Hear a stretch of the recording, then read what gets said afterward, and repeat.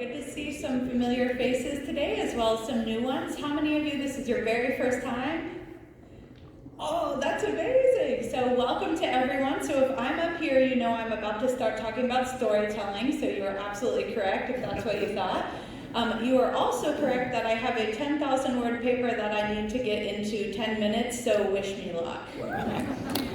So raise your hand if you have ever been to a horror-based theme park Halloween event.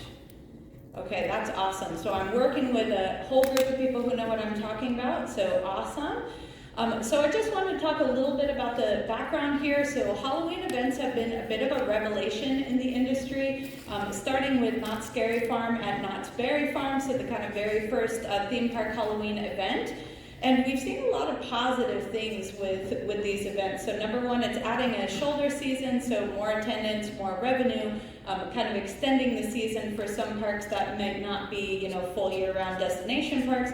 But how many of you have also noticed, show of hands, that there's quite a bit of a culture now surrounding these Halloween events? So there's a fan culture, there's kind of brand loyalty that's developing. Here we have Halloween Horror Nights, things like Halloween Haunt at Knott's Scary Farm. All of these are kind of really bringing this fan culture.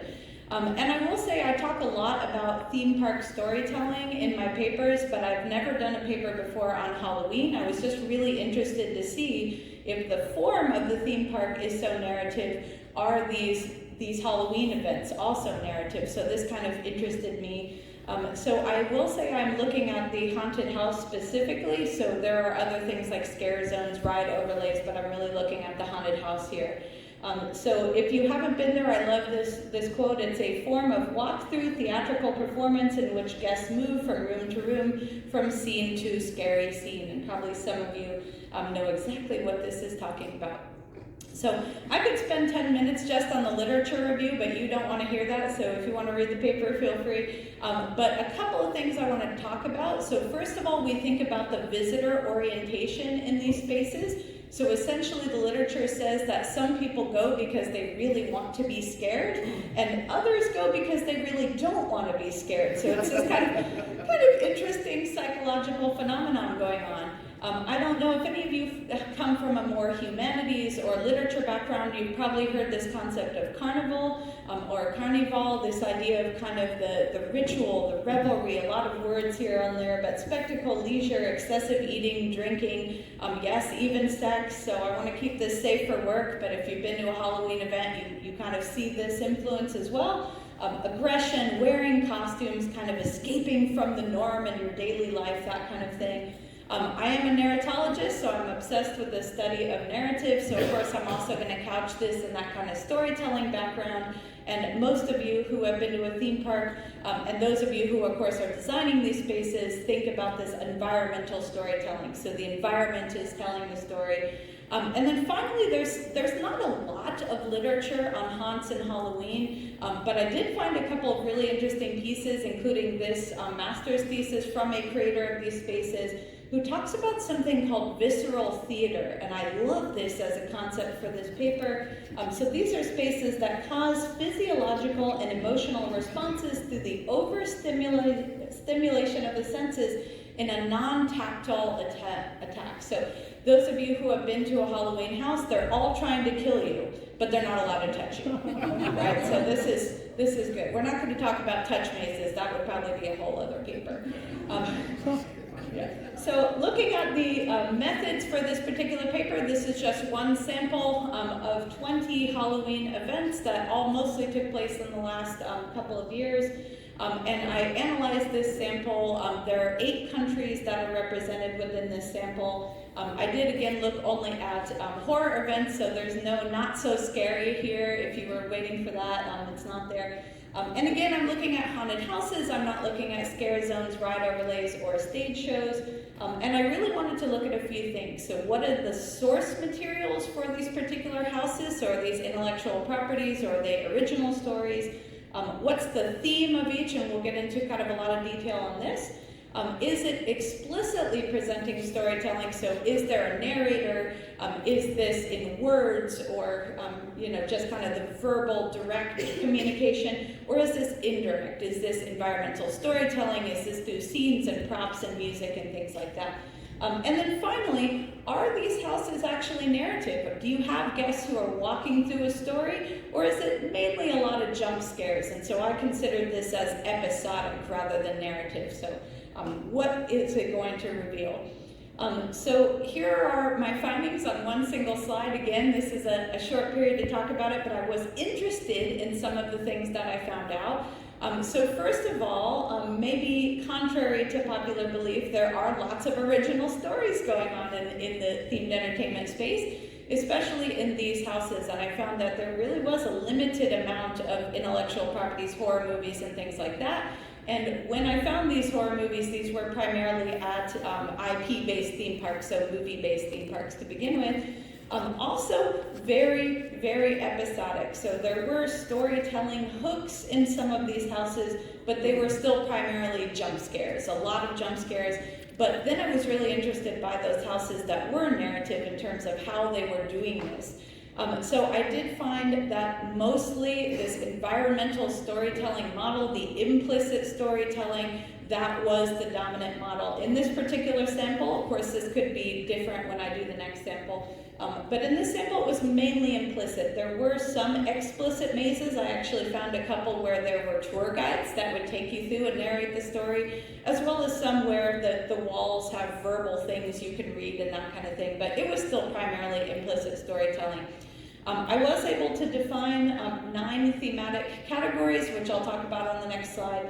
And of those 9 thematic categories, amazingly, to me at least, Gothic ended up being the #1, again, with this particular sample. And small town terror, if you don't know what that is, you're going to know what that is on the next slide. So these are the 9 slides that were, the 9 themes that were determined. You're starting with the carnival. This is your kind of amusement park and circuses and things like that. And your primary characters being the kind of clowns and circus freaks. That's the first theme that I found. The second one is your clinical, your hospitals and your sanitariums and, God forbid, dentists. This is, real horror stuff going on here with doctors, patients, scientists, wardens, things like that. Next you have the kind of depravity is what I called it, but this is your blood and gore section of these houses, so your torture chambers, slaughterhouses, that kind of thing with butchers and cannibals and things like that. Next we have the fantasy, so kind of fairies in fantasy settings, cultural legends, things like that. And then the Gothic, so a lot of Gothic, like I said, this was the #1 theme, haunted manors, hotels, ruins, 18th and 19th century, sometimes drawing on specific authors like Edgar Allan Poe, for instance. And there's a lot of vampires, ghosts, and lots of period dress in these particular houses.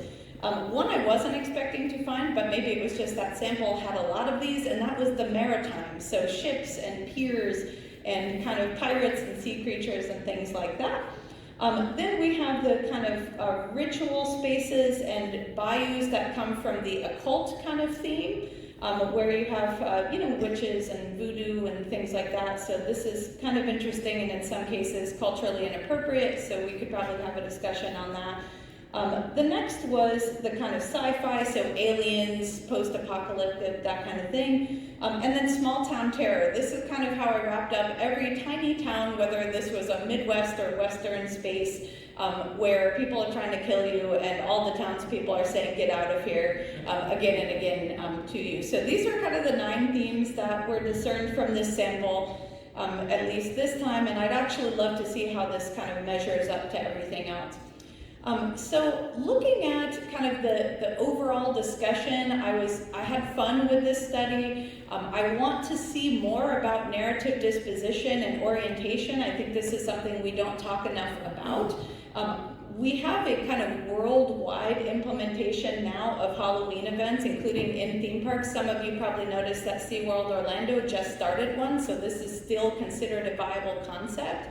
Just a few years ago they started one, but why isn't there enough literature on it? So I only found a couple of pieces of industry-based literature on this, although it was certainly much more robust than the academic literature based on Halloween and storytelling within Halloween spaces and things like that. And I do think it's important to kind of understand the successful components of these so that we know how to do this right. So for instance, going in, since I'm such a story fan, I would have said, well, to have a really great haunted house, you're going to need that explicit storytelling. So, beginning, middle, end, that kind of stuff. But actually, after doing this research, I'm realizing there's a lot of great stuff happening with implicit storytelling. And so I think this is kind of interesting. Also, Universal doing some interesting things, connecting their lore together across different years, sometimes using peripheral text and things to relate to the story. So I'd love to check at that later. Finally, of course, it's a study, so there are many limitations. But one of the limitations that I think is really important to address for the future is that I did not look at this within cultural context. We know that culture informs our narrative practices, so I'd love to see in the future if this is different. So is it more explicit in certain regions? Is it, are different themes in different regions? So this is really something I might want to parse out in the future. And that's my email. Feel free to email me. Thank you so much.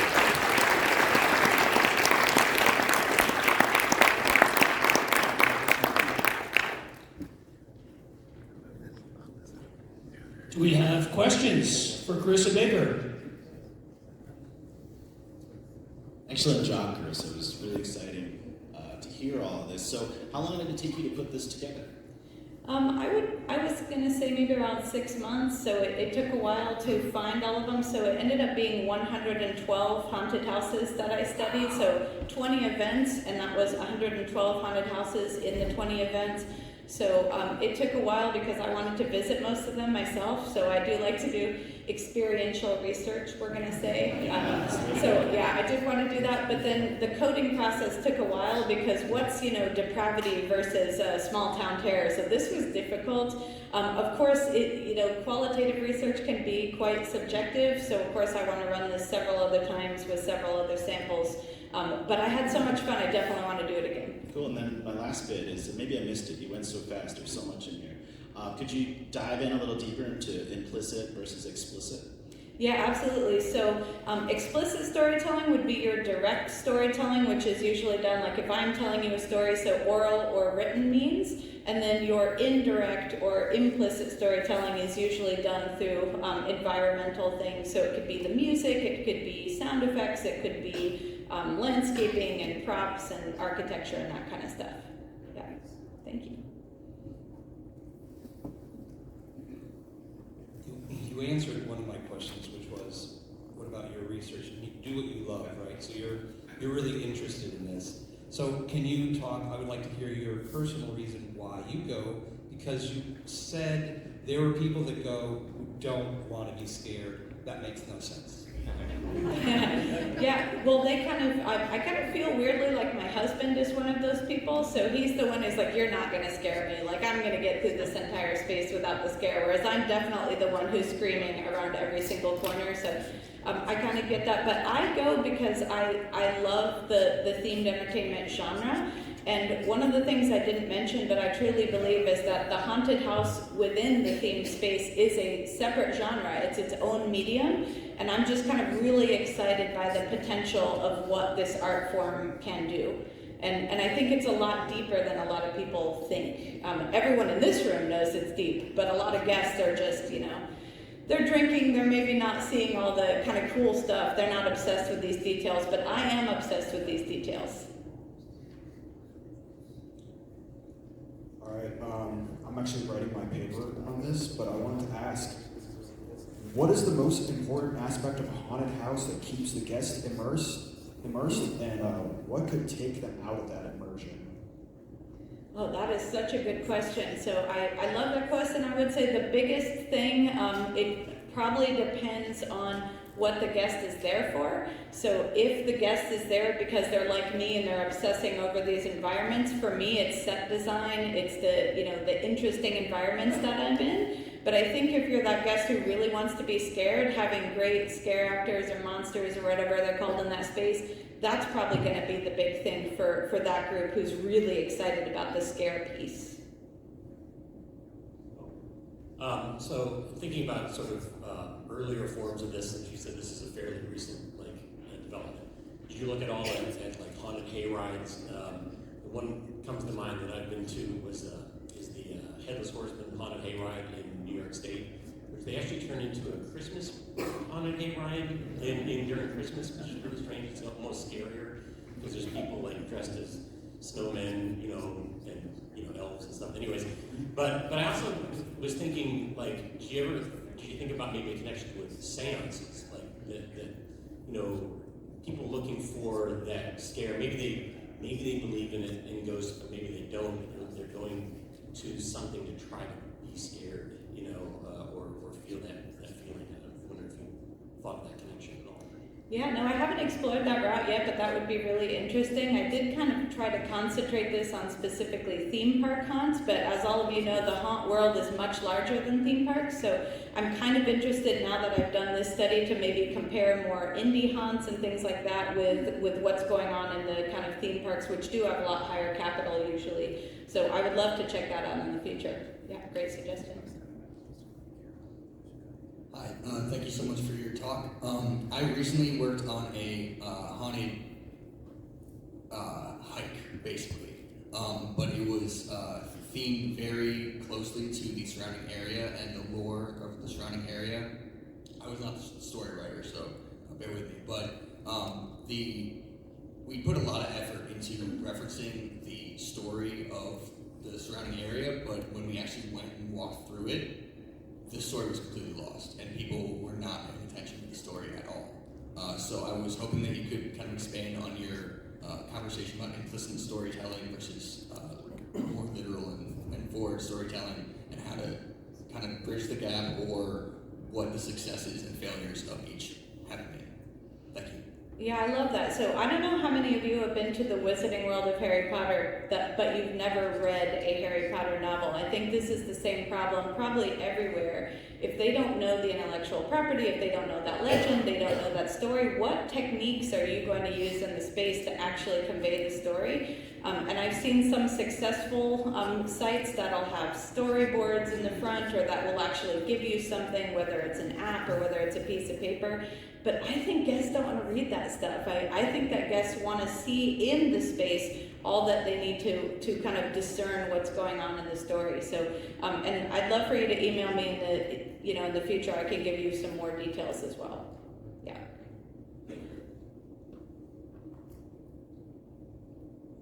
This will be the last question, please. Hi, Dr. Baker.